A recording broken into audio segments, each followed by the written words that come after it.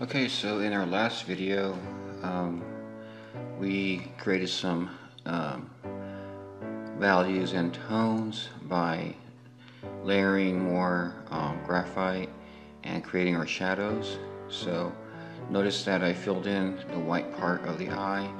It's not really truly white because you want the highlight to be the brightest area, because that's the reflection of light. And typically it's really glossy, the whole thing, but since this is a bulging part of the eye, or the part that sticks out further, it tends to get the shine. But if her iris is over here, the shine will still be here. So,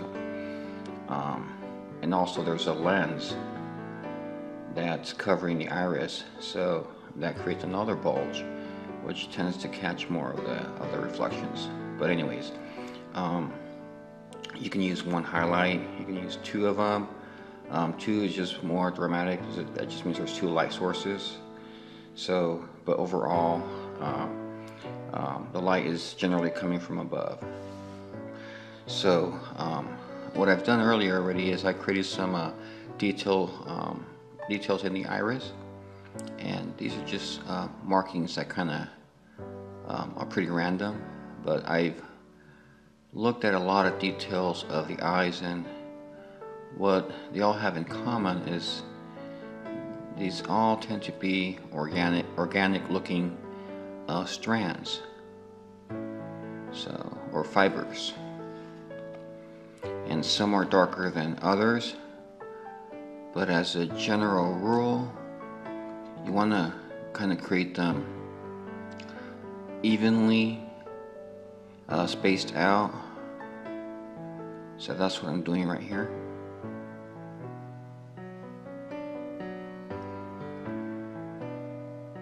And they're all pointing towards the middle of the eye.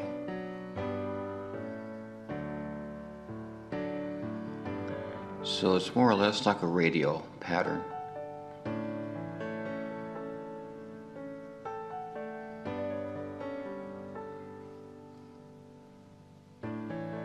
And some are smaller little markings or dots, and every iris is different. But there's so much detail that you can add to this part. We're not going to go in too heavily, because it also kind of affects the color of the eye, or in our case of black and white pencil drawing, the value of it. So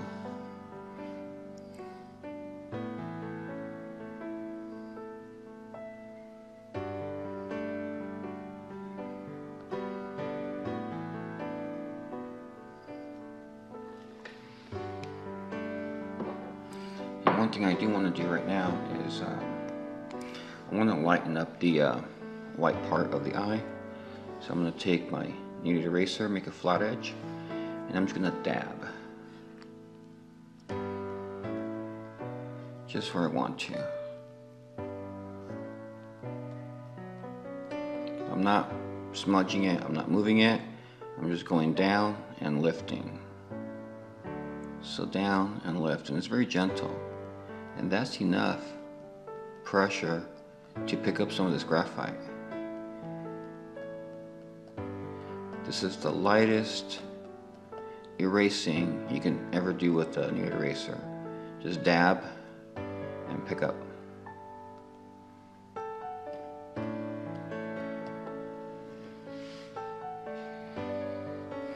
So now I'm going to do a little bit of blending here. So I have generally a clean finger, and when I use my fingers to blend, I only want to blend in certain areas and then stop.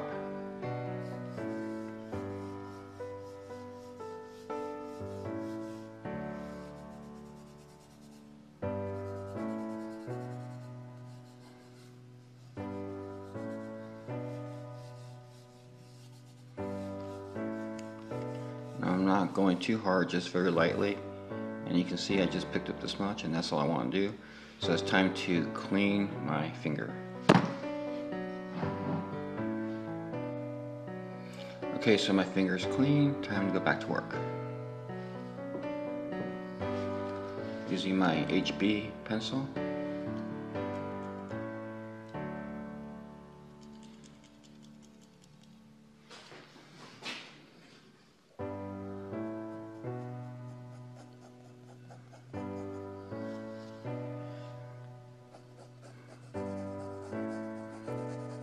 Adding some more details to her eyebrow, and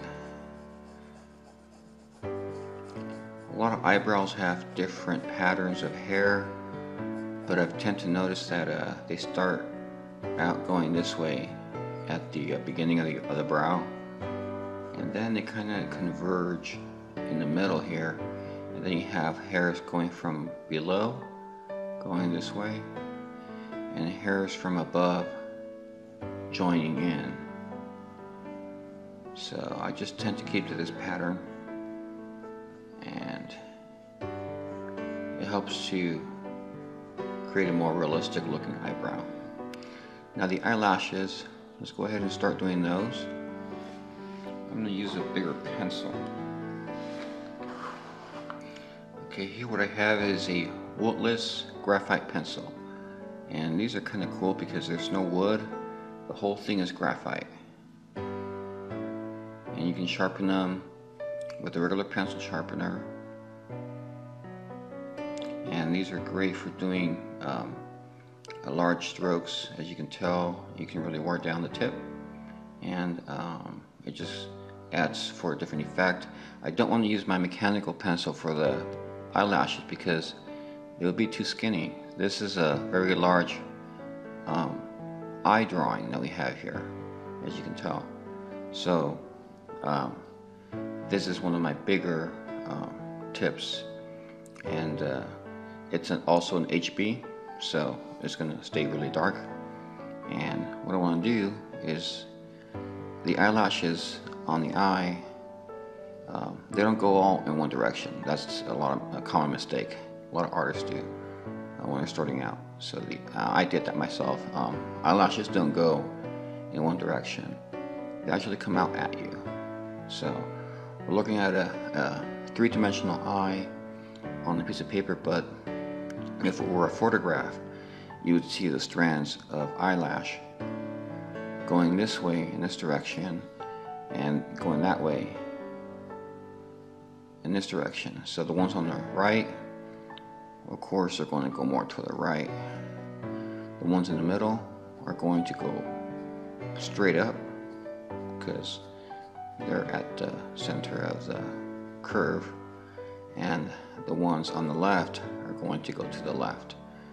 But they don't come all the way out. They just barely show up. And that's because we're at a straight on view.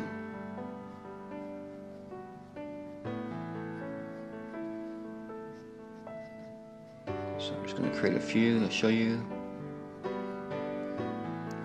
And I'm trying to mimic the natural curve of what the eyelash is really doing. It starts here and it's going this way. So we're doing like little J's or little U's right in here, and out here they're longer U's.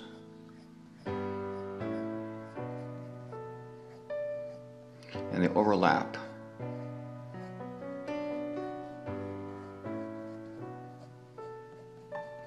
And the ones on the farther end of the eye, they're a lot longer.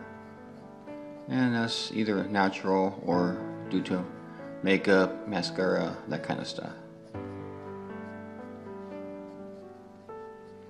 The ones in the center aren't as long. And also, I'm making them random. They're not even, they're not perfect. They're kind of doing their own thing, but some of these eyelashes will clump together as they will do naturally if she has like mascara on. Typically she will. But even without mascara, natural eyelashes tend to do that. It's just a natural pattern. And this adds to that realistic effect that we're going after.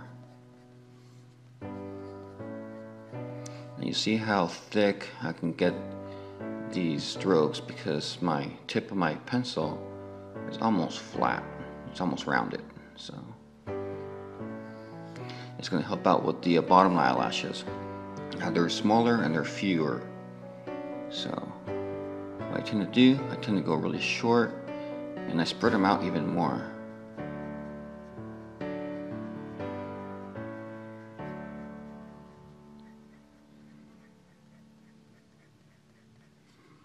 Now the ones in here are very small and very few.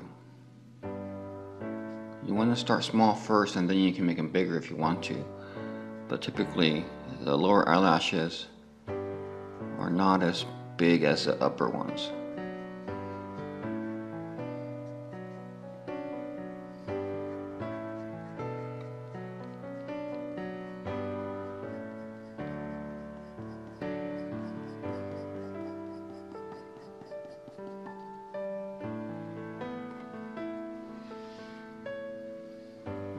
Okay, so that's all I want to do for the eyelashes. I don't want to get too carried away, and I don't want to go too dark either, because that will take away from that realistic look. You always want to go light and then go dark. So that keeps your mistakes down to a minimum. Just like the pupil here, it wasn't dark enough, but now I'm able to go darker.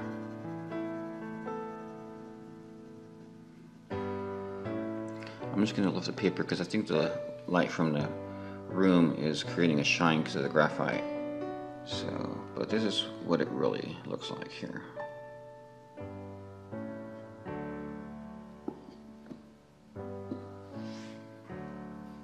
I'm going to rotate the easel just a little bit so I can focus on the dark areas. Okay, here you have a much better angle.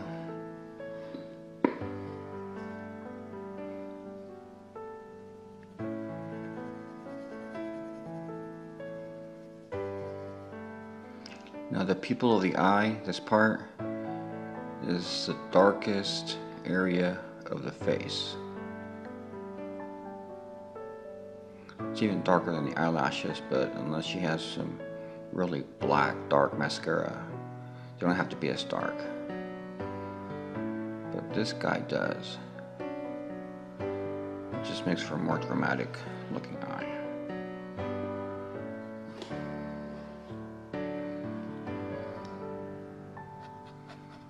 Okay, so I'm going to speed up the video again and just finalize the details, and it'll be done.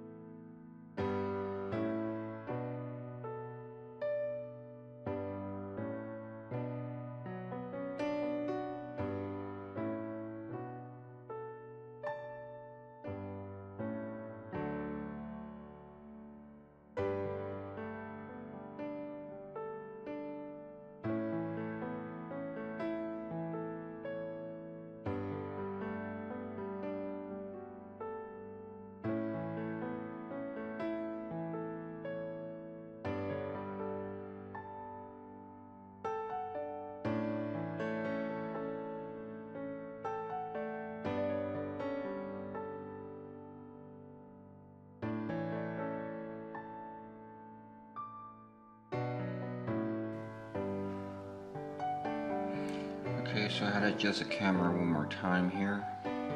So just trying to find that right angle.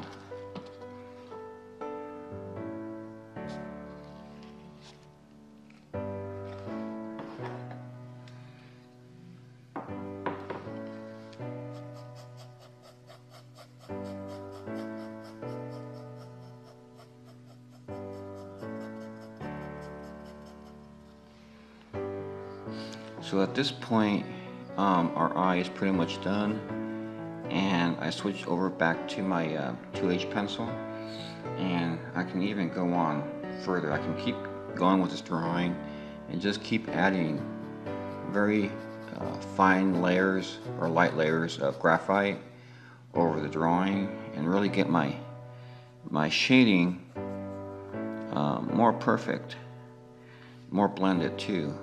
I can get more detailed in here and really get down to the nitty-gritty of the drawing, and I can make it hyper-realistic if I wanted to, which just takes more time. That's all really what it entails. So, but for the purpose of this video, we're going to go ahead and stop right here and just doing some last-minute touches.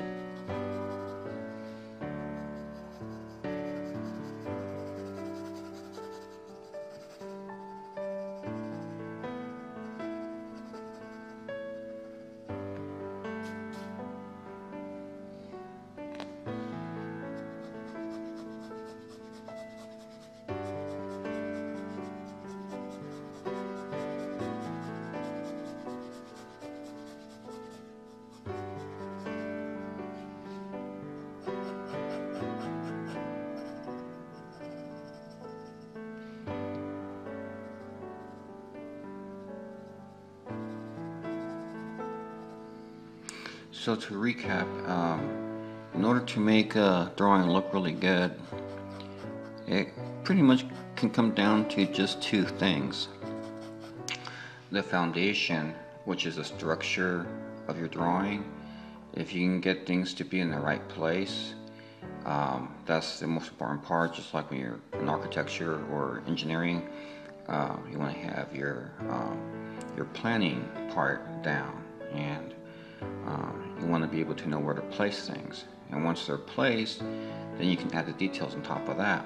And in the structure of the eye, we did the eye shape first, put everything in place, and then we started just shading everything on in and controlling your values by using shading techniques is really the other part of drawing that you really need to practice on. And in shading, all I do for hatching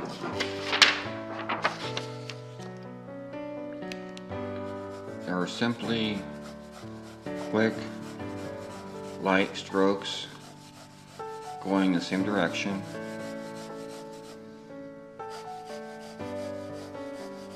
That's all this is. When you can go real light, you can create light tones, light textures.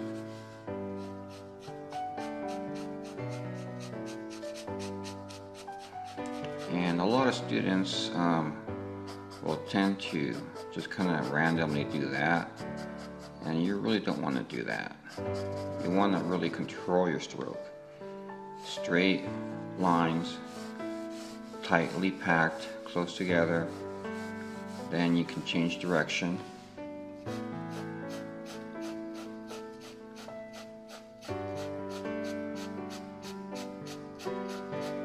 And if they're straight, and if they're parallel, and if they're tight, you can create the illusion of tone, which is what you're actually doing if you keep adding layers.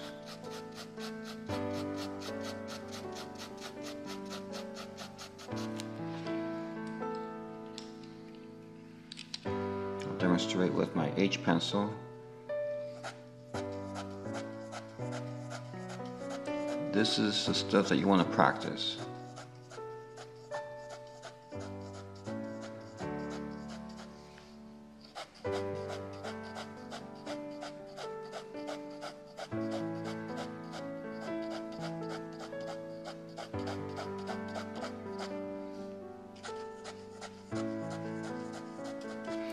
That's all shading really is, and once you can practice this, then you can control it, and you can kind of go